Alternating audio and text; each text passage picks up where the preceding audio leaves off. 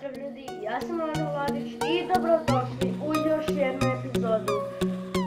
gdje ćemo raditi, znači video sam raznih youtubera opet da to rade, tako da hajde ja to radim. Kao što vidite u naslovu klipa,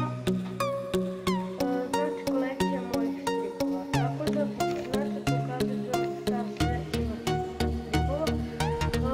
Ovo je spet malo zabavnika,